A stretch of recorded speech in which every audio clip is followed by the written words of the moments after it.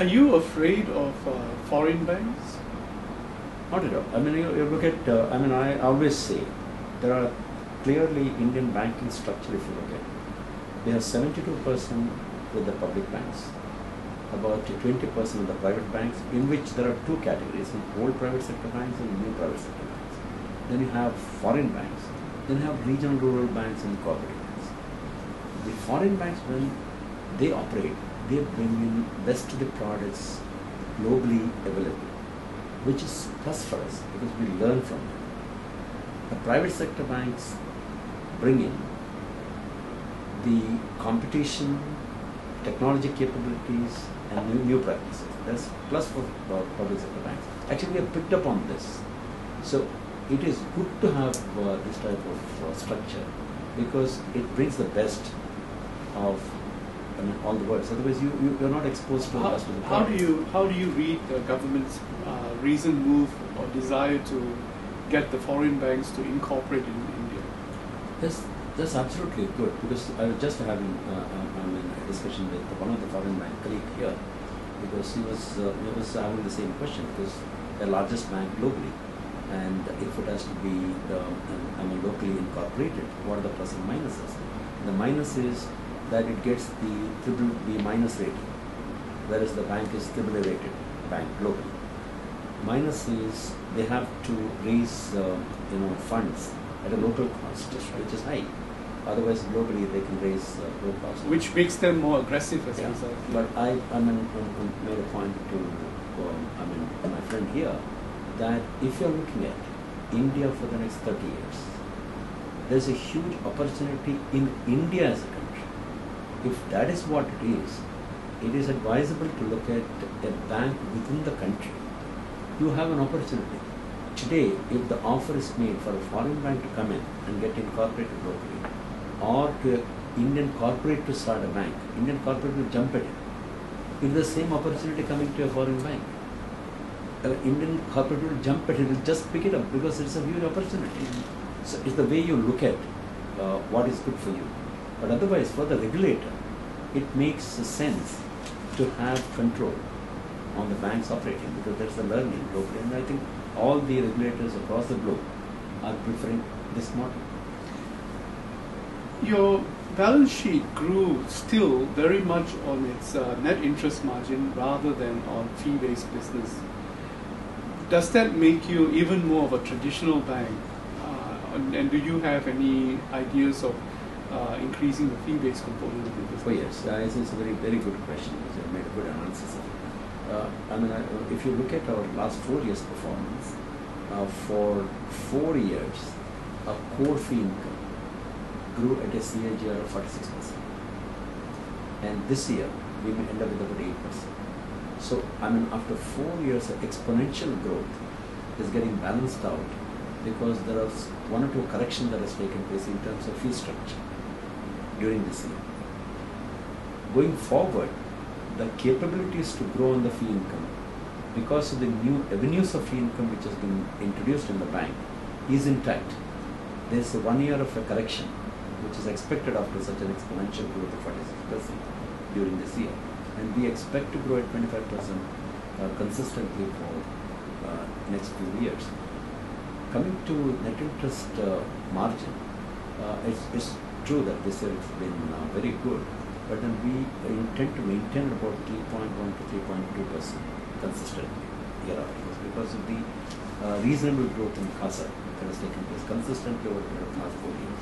But what happens when the regulator finally starts to deregulate interest rates and deregulate the domestic money market? Yeah, actually, regulators deregulate all the deposit rates except savings bank, which is about 25% of portfolio. The question mark is if regulator deregulates savings bank interest rate, what will happen? That is the question mark. Clearly the point is it's not that the bankers are not very comfortable in regulator deregulating the savings bank rate, but issue is it is a country where if you go to the rural market and if I take my portfolio, 55 to 60% in savings bank, 55 to 60%. Now, they are the beneficiaries who should be adequately compensated by this interest rate in savings bank. In case it gets deregulated, it may so happen that my charges on most of these transactions will get added, because bank will make money. In case interest rate goes up, my fee may go up because I may charge. But today there are basic accounts are not charged. We give it substantial part of its fee. So bank will find its balance. But the concern that we have is rural customers are not that well educated, should not lose out when the interest rate actually comes down. We are not seeing when the interest rate goes up, it may go up. When the interest rate comes down, it can come down to 1%. Whereas they do get now 3.5%. That's the. Otherwise, banks would be able to pass on the any up and down in the interest rate. How international does a union bank have to be, or even you have to be as chairman of a union bank? How, to what extent do you have to follow your customers overseas? Is that part of your? It is very much a part. Because the often asked question is, when India is such a large market, why should you have global aspirations? That's the often asked question. But how we looked at is, in one of our transformation, matures transformation process was that Indian corporates are truly going global. They're acquiring companies and they need a banking facility. And in case we don't follow them, some of the businesses which would have normally come to us, we would be missing. So that is the reason we opened our Hong Kong branch first, 2 years back. The bank branch is doing very well. We have approval to open a subsidiary in UK. We are in the process of getting the approval locally, and we'll be opening one branch in Sydney. So we are slowly, we're not aggressively opening, but we are just following our own clients, and it is a must.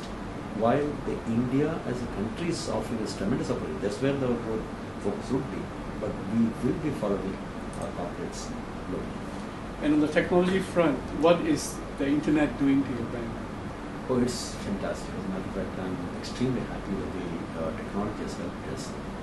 We have to look at, when you compare technology in India versus technology in other countries, the technology cost in India is almost only 10% of the technology cost in many other countries. And we're able to pass on the benefit to the customers very fast. What really surprised me is in 2008, when we brought the bank into core banking, we tracked how much is the transaction taking place on alternate channels. It was just 6%. In just 3 years, today, it is 47%. 47% of my transaction is taking place on alternate channels, and it is growing exponentially. So I think it's phenomenal, and our ability to pass on this benefit in the future is going to be fantastic. You are due for retirement Yes. in about 2 years. actually my term gets over in March 2011. That means 1.5 months. But I still have 1 more year to go. It's a process of extension that is to take place. It may take place.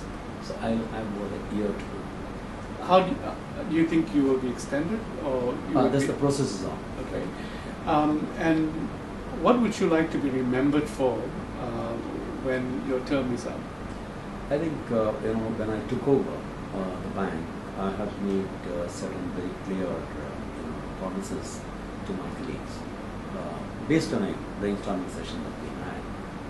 That is, by 2012, Union Bank would like to be #1 retail bank in customer perception, and all actions are towards that, and we will reach them in 2012. And second vision that we have set for ourselves is when we enter our centenary year, that is in 2020, we would like to be largest nationalized bank in the country. And for that we have set 2 benchmarks. One, by 2000 up to 2011, our growth should be 5% higher than the industry, consistent, not 1 year very high growth. Next, post 2011, should be 5% higher than the peers. we are clearly there. We have got 5% higher than the industry 3 years. We are well prepared for 5% higher than the peers for the next 10 years because the technology focus, product focus we have brought in. But at the same time, growth should not be at the cost of the profitability. So we have kept two numbers. One is growth has to be higher. Second, our return on asset, which was at that point in time for 2 years was 0.9. We said we'll target for 1.25.